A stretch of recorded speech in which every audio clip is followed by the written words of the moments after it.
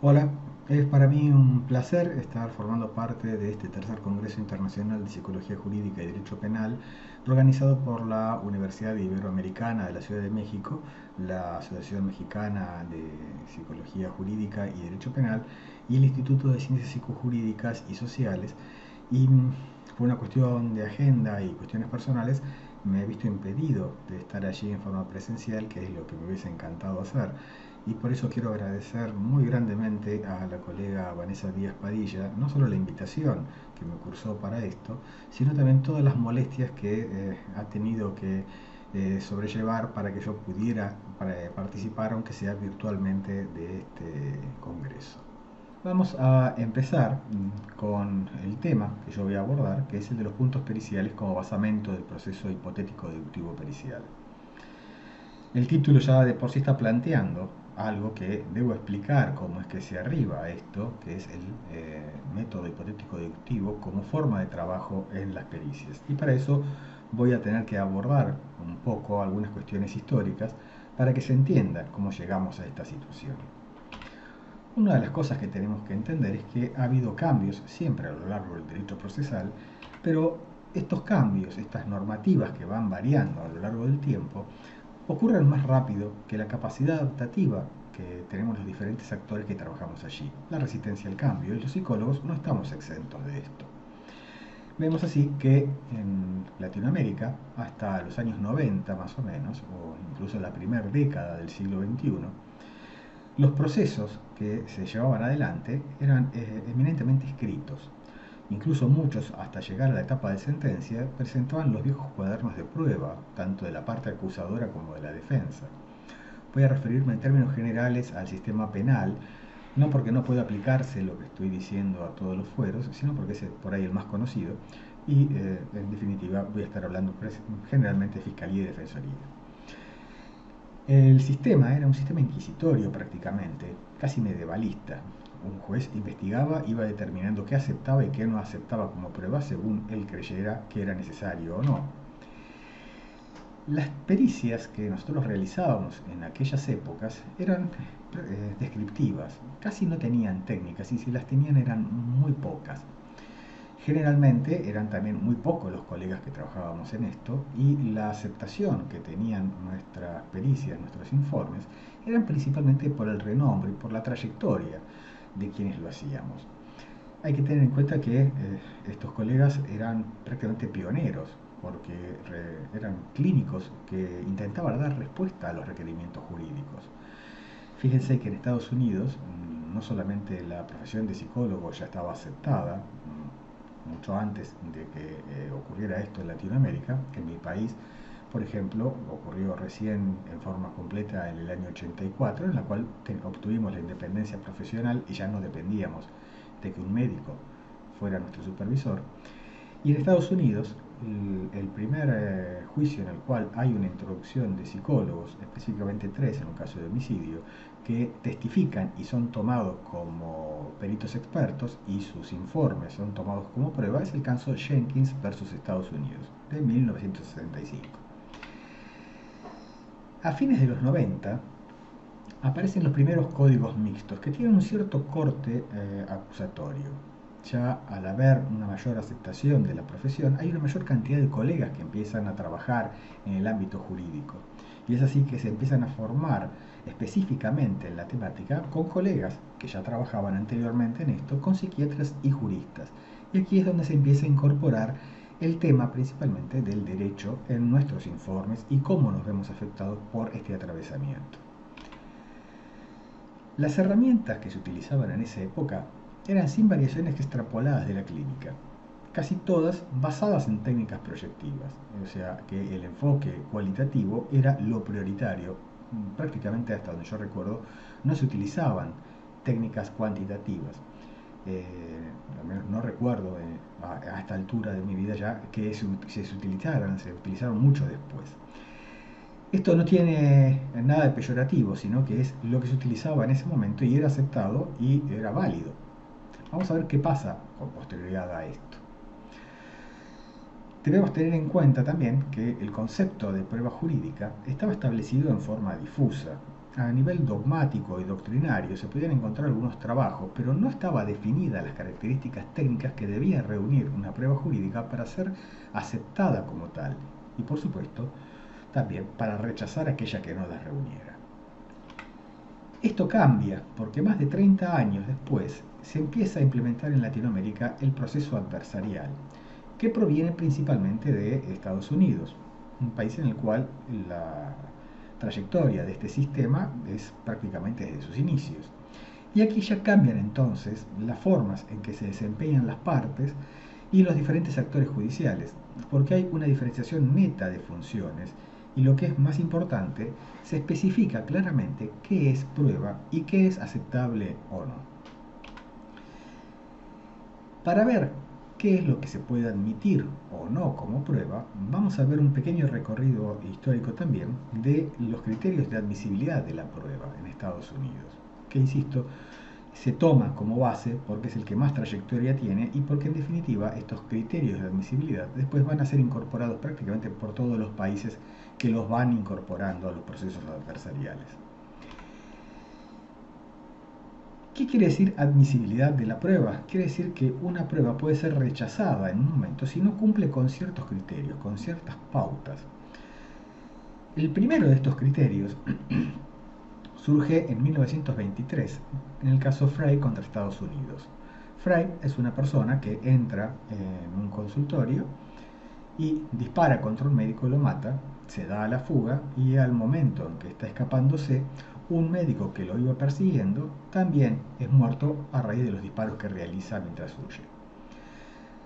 Se fuga, al año es detenido por haber cometido otros delitos y mientras está siendo detenido, Frey declara el haber cometido estos dos homicidios, por los cuales es llevado a juicio por homicidio en primer y en segundo grado.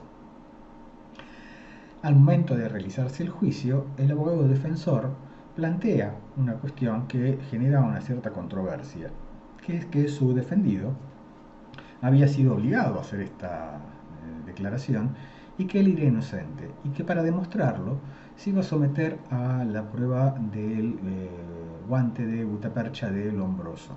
Esto era un principio establecido a partir del positivismo, en el cual un guante de goma, justamente de gutapercha, se colocaba ceñido a una de las manos y se suponía que las variaciones de presión arterial que hubiera al momento en que uno mintiera iban a ser detectadas y podía acreditarse así un detector de mentiras. La Fiscalía dice que esto no es reconocido y que no puede ser aceptado, y es así que entonces el tribunal termina resolviendo que la técnica que se vaya a utilizar tiene que ser aceptada por la generalidad de los operadores pertenecientes al ámbito de conocimiento que corresponda de esta técnica. Esto es ni más ni menos que exista un consenso general sobre esta técnica, sobre la validez de esta técnica.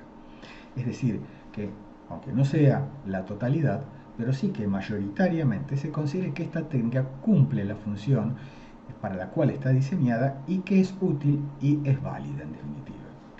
Este criterio del consenso general, dictado en Frey, el criterio Frey, en 1923, fue tan fuerte que duró 70 años y recién en 1993, cuando los hermanos Daubert inician el proceso contra Merrell Dow Pharmaceuticals, cambia y se introducen una serie de elementos más. Los hermanos Daubert plantean que las malformaciones congénitas que ellos presentaban eran debidos a que su madre, mientras estaba gestando, se le había dado un remedio, el Benectin, desarrollado por Merrell, que en principio calmaba las náuseas matinales. Presentan una serie de informes en los cuales se establecía esta correlación y la defensa de Merrell Pharmaceutical plantea que no se ajustan al criterio Frey, ya que justamente no existía un consenso internacional sobre esta correlación que intentaban demostrar los hermanos Daubert.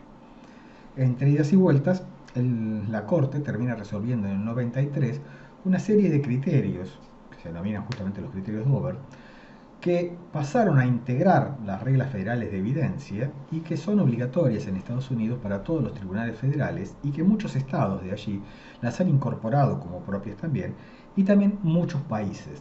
En mi provincia, por ejemplo, en el año 2009, el Superior Tribunal de Justicia estableció que debían ser, los jueces debían seguir estos criterios para ver si admitían o no la prueba. Y en el año 2015 el Tribunal de Impugnación estableció que las pericias debían realizarse de forma tal que cumplieran con los criterios Dover. Esto es algo muy similar en casi todos los países. Estos criterios tienen ciertas pautas que nos van a ir delimitando el cómo vamos a trabajar. El primer punto es que la teoría sobre la cual se sustenta la producción tiene que estar demostrada empíricamente y tiene que ser posible de ser falseada. Es decir, que no tiene que ser una lucubración teórica y que no se pueda demostrar y probar. Y a su vez, esta prueba tiene que poder ser factible de revisar y de atacar por otros colegas. Aquí ya nos está planteando algo importante. Al remitirnos a la empiria y que exista una corroboración de esta, nos está planteando que tiene que haber una cuestión matemática que se pone más en manifiesto en el segundo punto, cuando establece que se debe determinar el porcentaje de error relativo de la técnica. Aquí ya nos está introduciendo las ciencias duras, en el cual estamos hablando ya de estadística. Todos sabemos que una medición contempla el valor que se está midiendo más el error que tiene la técnica por sí misma, más el error de quien instrumenta esta técnica.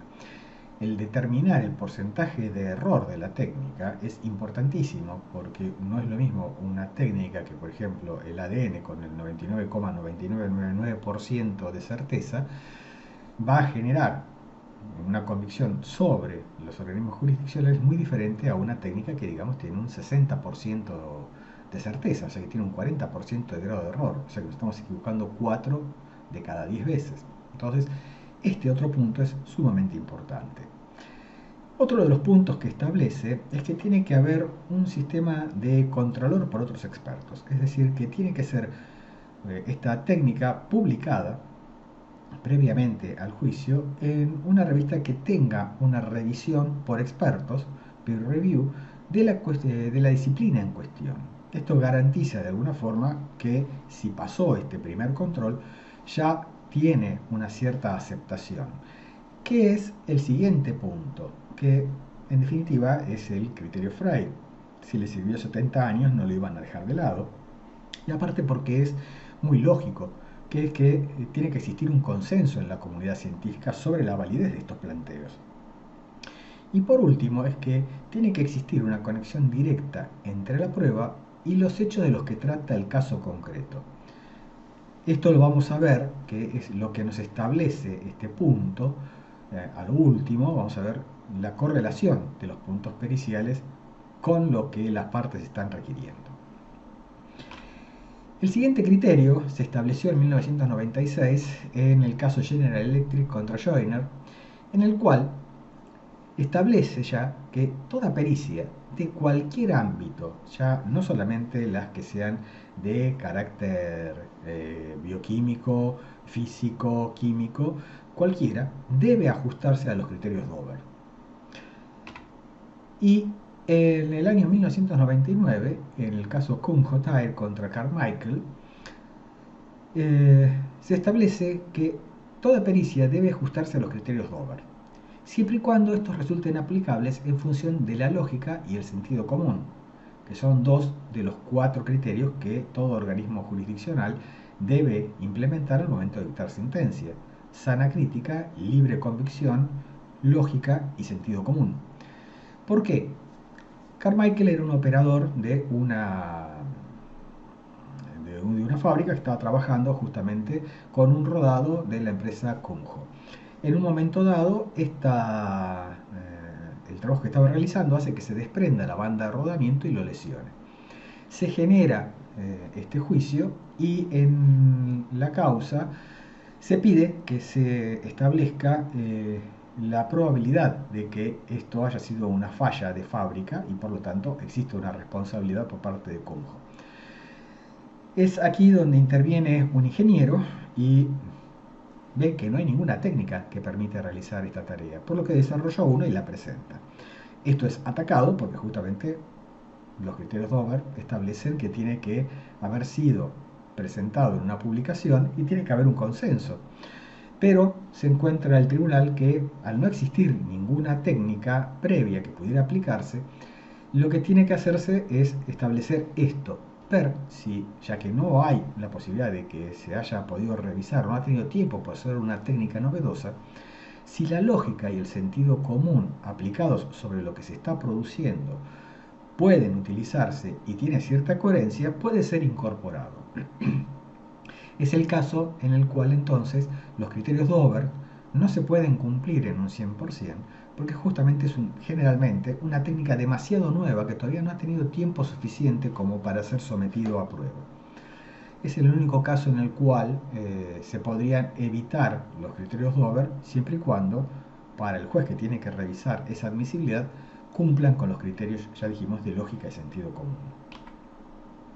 Como norma genérica entonces queda que toda prueba pericial va a ser examinada en base a la cientificidad de la misma y no por la supuesta experticia o subjetividad del perito.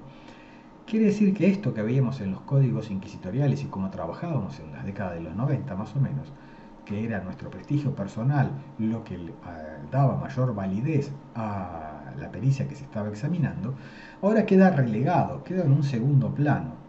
No es tan importante el perito. Sí tiene que acreditar al momento de la acreditación de saberes justamente la formación que tiene una experticia con respecto a lo que se está hablando, pero no es tan importante eso, sino el cómo se ha desarrollado la pericia y que se hayan seguido estos criterios y que se pueda dar cuenta y que se pueda someter a prueba lo que se está generando. Es así entonces que estos cambios en el derecho han producido una evolución en el rol pericial. Pasamos de un proceso inquisitorial en el cual el juez investigaba y a lo largo de que en su investigación, si bien razonablemente dentro del tipo penal, podía ir cambiando la plataforma fáctica, podía ir cambiando el hecho, alterándolo e ir planteando su hipótesis de lo que había ocurrido para ajustarla hasta llegar a lo que él consideraba que era la verdad jurídica, que es lo que va a colocar en la sentencia.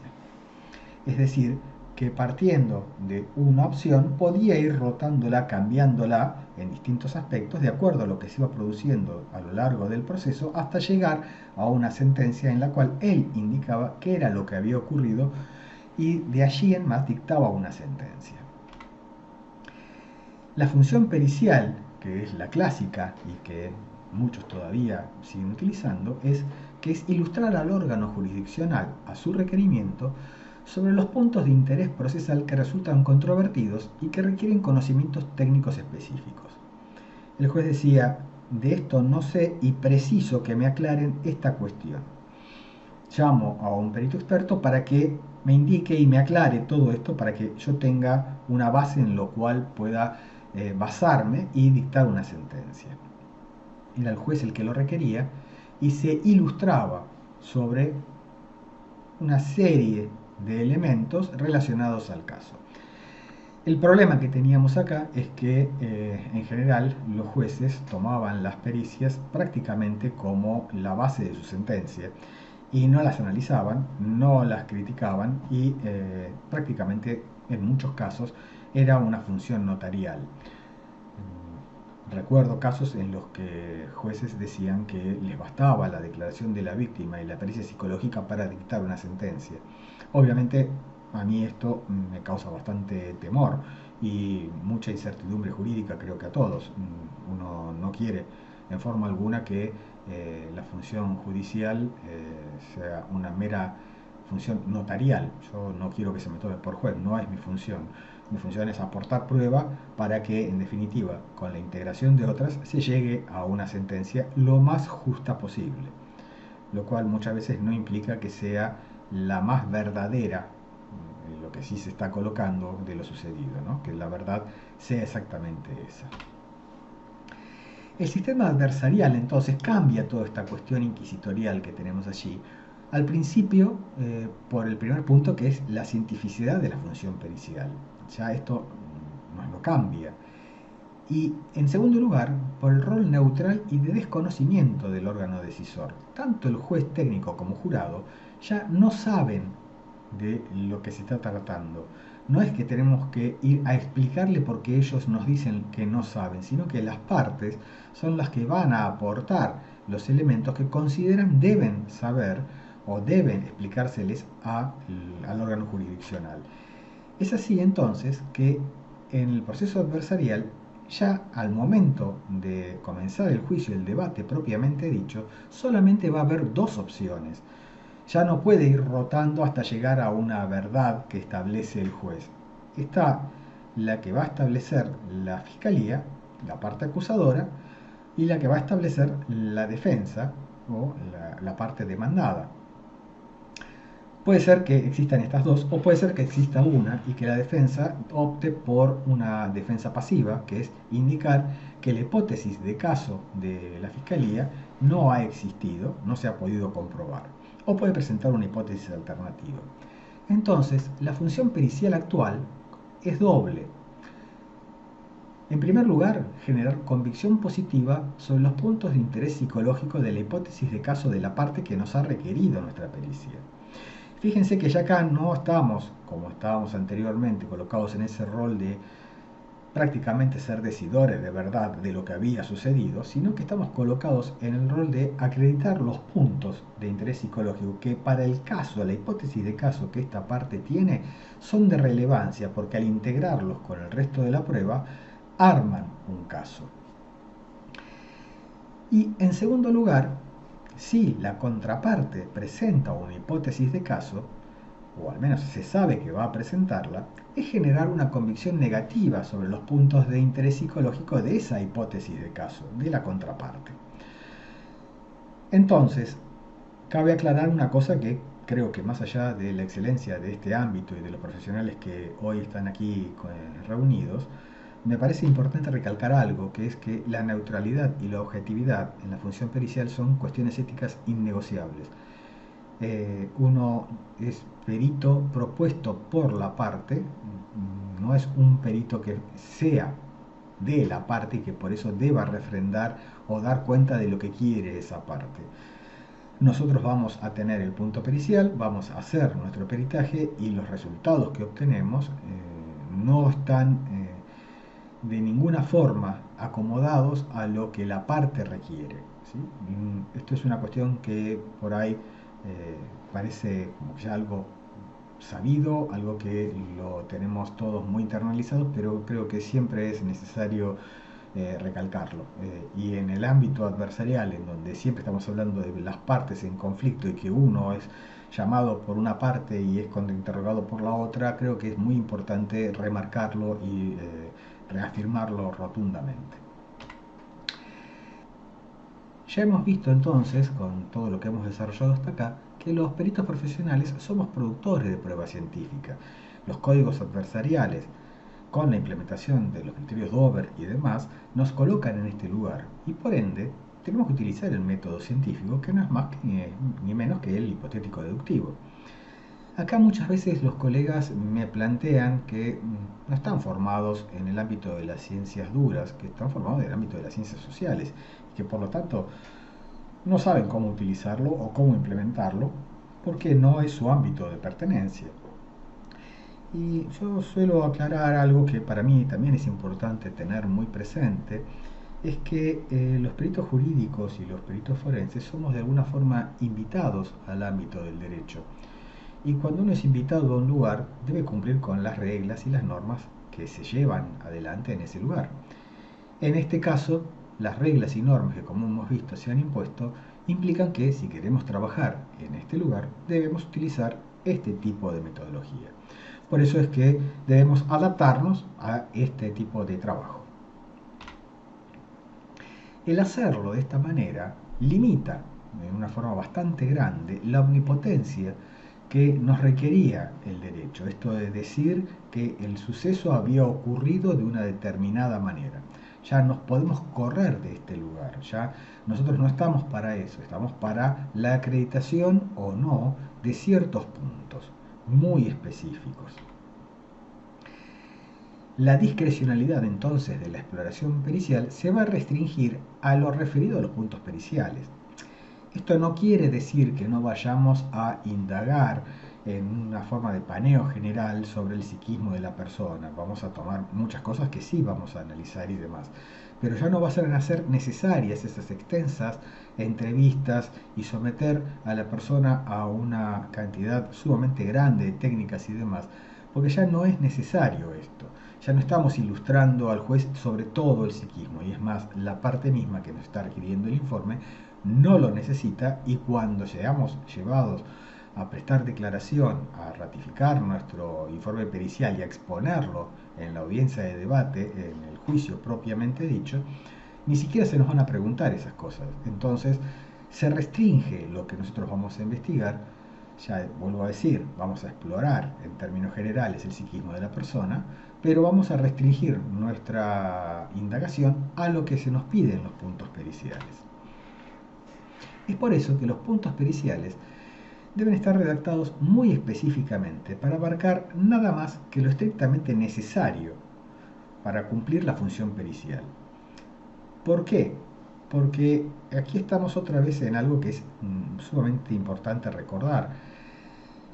Las partes lleva cada uno de ellos su concepto de verdad de lo que ocurrió, su hipótesis de caso. Para poder cumplir con esto, para poder llevar adelante y demostrar esta hipótesis de caso, van a precisar ciertas cuestiones que se acrediten en forma probatoria con una serie de elementos. Quizás si nosotros nos explayamos por demás, porque el punto pericial así nos lo facilita, puede ser contraproducente para la propia parte. Por eso es que los abogados no están entrenados en cómo redactar los puntos periciales, y la co-construcción de estos puntos es algo muy importante, y por eso debieran requerir siempre asesoramiento previo.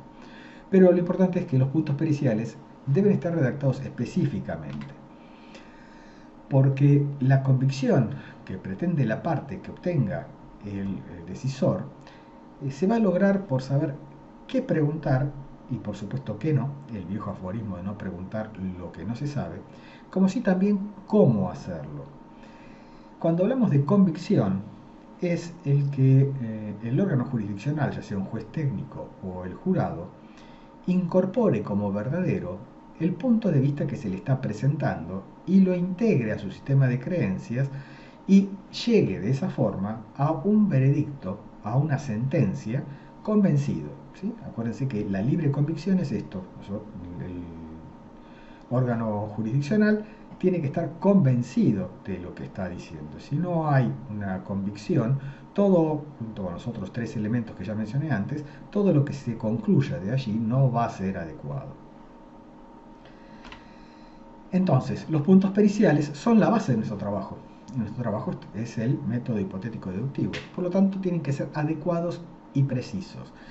Esto, que sean adecuados y precisos, lo van a encontrar en prácticamente toda la jurisprudencia. Todos los países, de todas las cortes, todos los superiores tribunales y demás, tienen sentencias en los cuales especifican que los puntos periciales no pueden ser generales, sino que tienen que estar circunscriptos, adecuados y precisos a lo que se quiere probar para el caso en cuestión.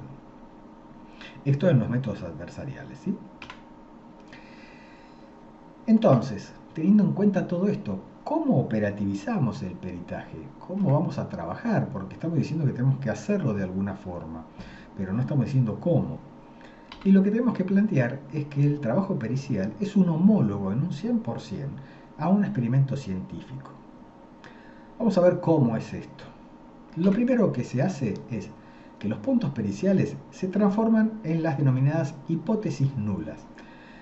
En principio, aquella hipótesis que se espera que se pueda rebatir, que no se pueda confirmar, sería más adecuado. Se somete entonces a prueba la hipótesis que mayor riesgo social, personal, entraña para el peritado. Es lo más dañoso, lo más peligroso. No estamos hablando acá de peligrosidad penal ni nada por el estilo, no. Es lo que más daño pueda llegar a ocasionar o a ocasionar a la sociedad, ya sea vacío o a otros. Si no se comprueba el punto pericial tomado en forma negativa, aquello más negativo, que es la hipótesis nula, quedará vigente hasta que se demuestre lo contrario, la hipótesis alternativa. Entonces vamos a ver que los puntos periciales, que son la base de nuestro trabajo, como ya hemos dicho, tienen ciertas características. Un punto pericial, si está bien redactado, es de por sí una hipótesis nula. Caso contrario, va a tener que transformarse en una hipótesis alternativa y quizás debamos adaptarla en algún momento. Veamos el primero de los casos que van a servir de ejemplo. Si fulanito de tal padece alguna psicopatología. Obviamente que el padecer una psicopatología es algo riesgoso, es algo dañoso para la persona y también para la sociedad. Entonces, de por sí, es fácilmente pasarlo y tomarlo.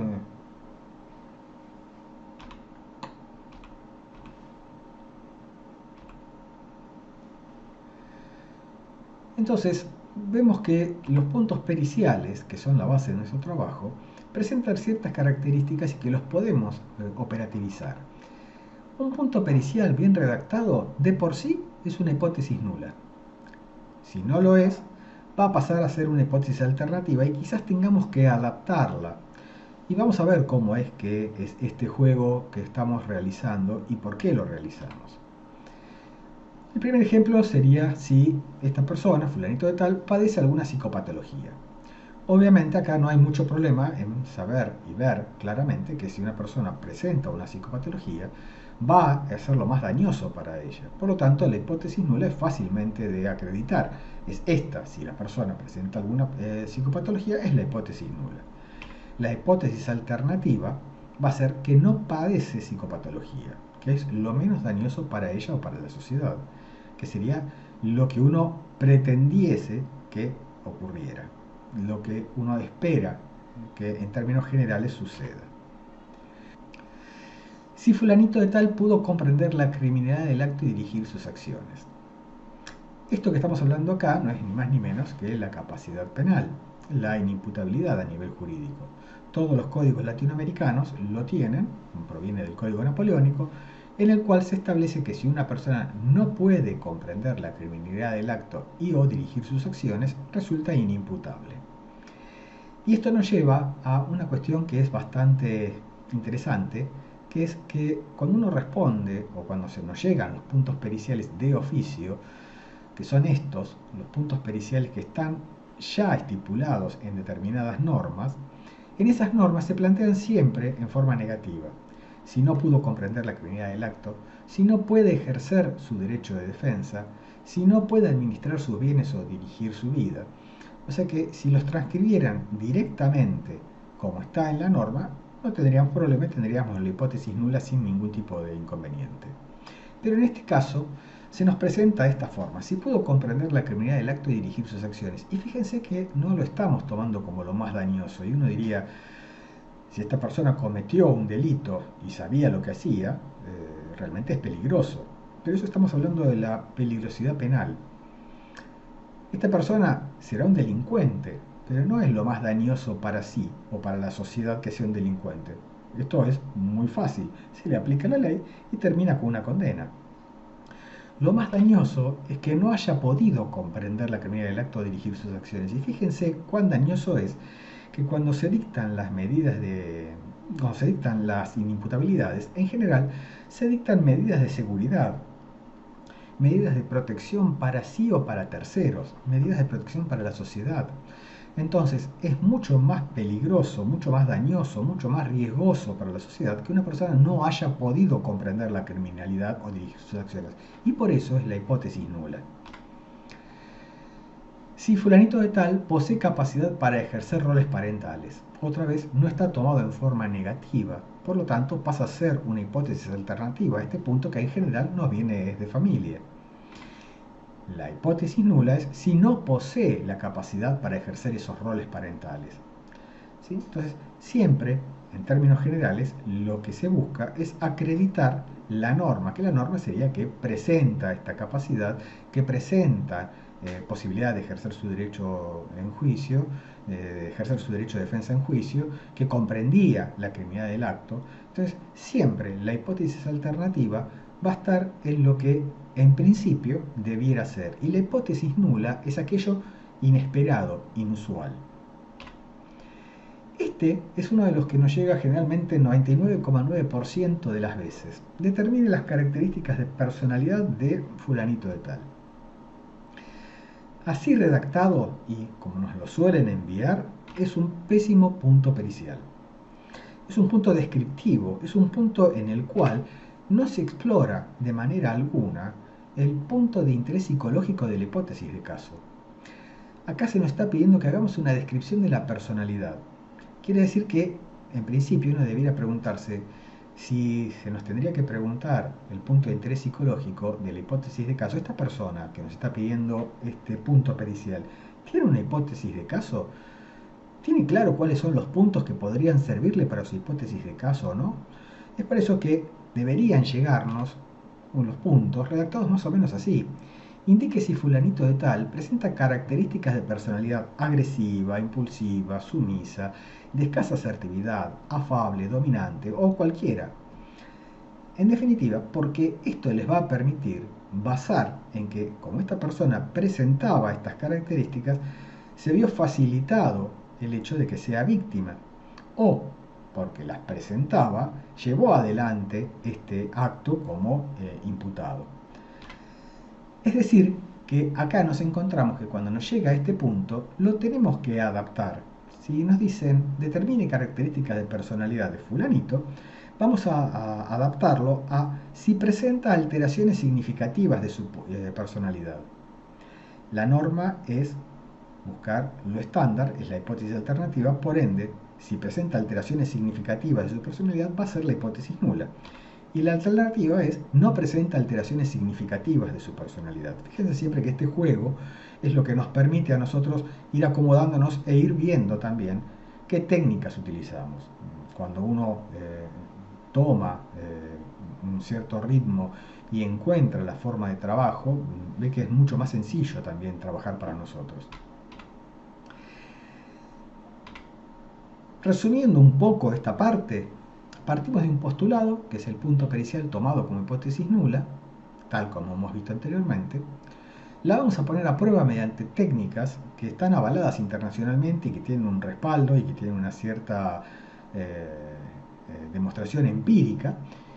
Y se establece si el resultado excede lo esperable para una población determinada, es decir, si estos valores que hemos obtenido se corresponden o no con determinados baremos que van a estar establecidos para esta población, vamos a extraer conclusiones que confirman el postulado o lo rechaza y los vamos a volcar en un resumen concreto. Esto va a poder ser revisado y rebatido por otros profesionales del área, que es la parte de falsación por parte de colegas. Es por eso que decimos que una pericia es un experimento llevado a cabo mediante la aplicación del método científico. Podemos verlo más gráficamente, quizás en esta comparativa, de a la izquierda las cuestiones jurídicas y a la derecha las cuestiones experimentales. Del punto pericial podemos arribar, luego de haber sido operativizado, de haber trabajado, a un dictamen que junto con otros elementos de prueba va a pasar a ser una sentencia, la cual podrá ser revisada por otro organismo a instancias de las partes porque van a falsearla también. O sea que este juego de falsación también se somete en todo momento a todo el proceso jurídico.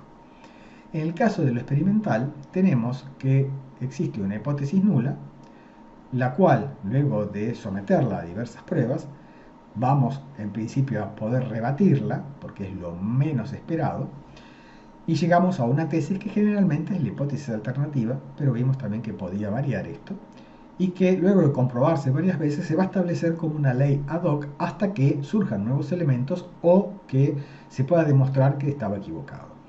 Se puede ver esta equivalencia entonces de por qué decimos que el trabajo pericial es homólogo, sin ningún tipo de problema, a lo que se realiza en un experimento científico.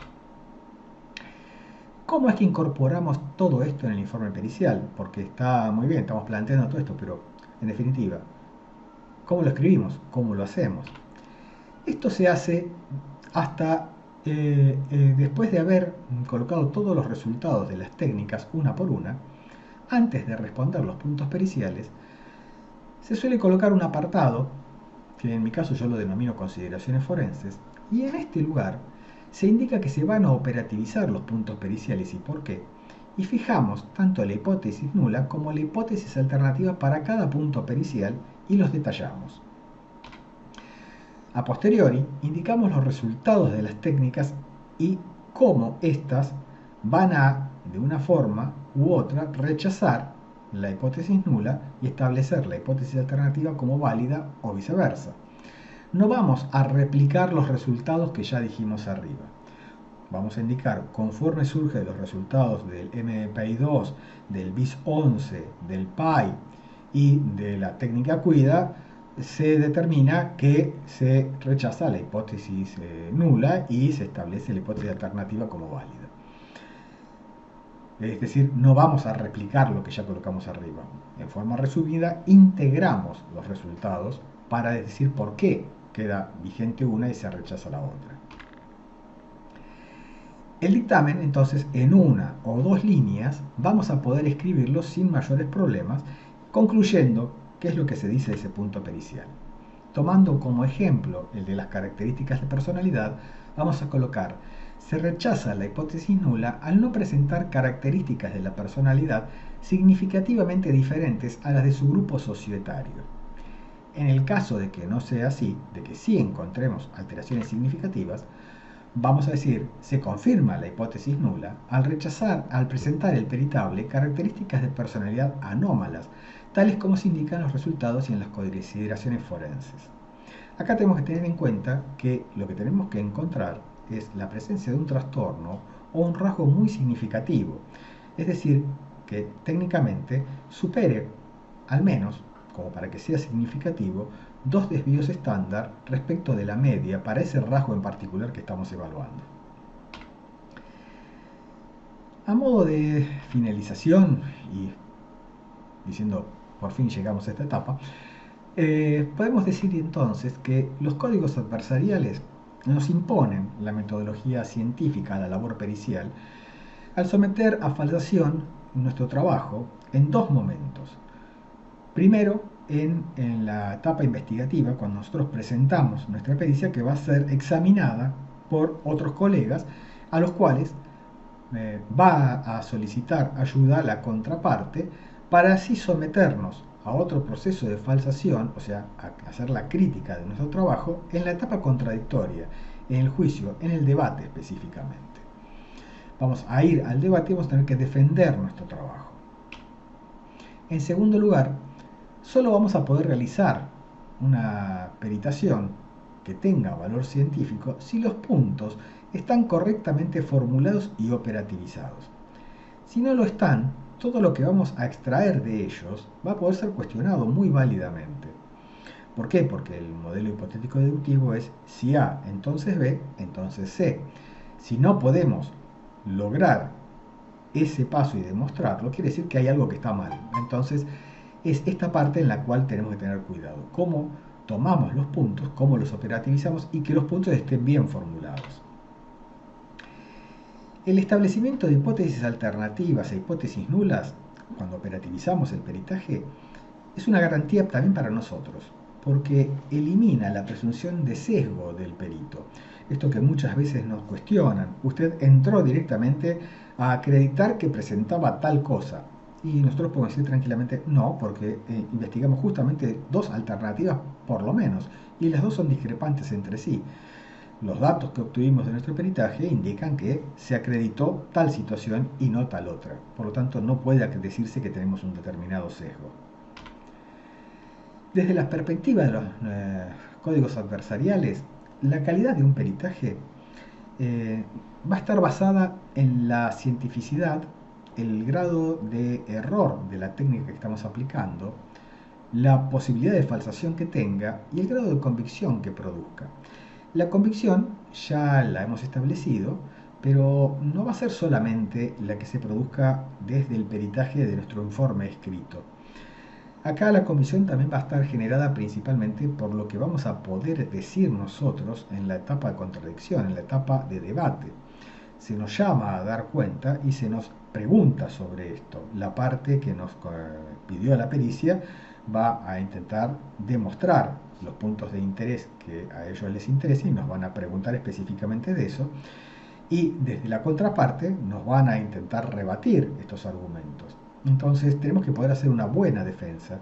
Y es por eso que suelo aconsejar a los colegas que más allá de toda la cuestión pericial y toda la formación específica que uno va adquiriendo, está muy bien y sirve como una muy buena base para esta etapa el tomar cursos de oratoria e incluso algunos módulos de litigación si es que uno puede acceder, porque nos van a dar una mayor solidez y una mayor tranquilidad al momento de exponer nuestras conclusiones y defender nuestros peritajes en la audiencia de debate. En términos generales es esto lo que les quería presentar hoy y por supuesto agradecerles la participación y saber que esto generalmente trae muchas cuestiones y muchos interrogantes y muchos cuestionamientos, porque les dejo allí un mail al cual pueden contactarme y no duden en realizarme las críticas que consideren necesarias, las observaciones o las consultas que quieran, más allá por supuesto de las que espero se produzcan ahora. De nuevo, gracias por haber prestado atención.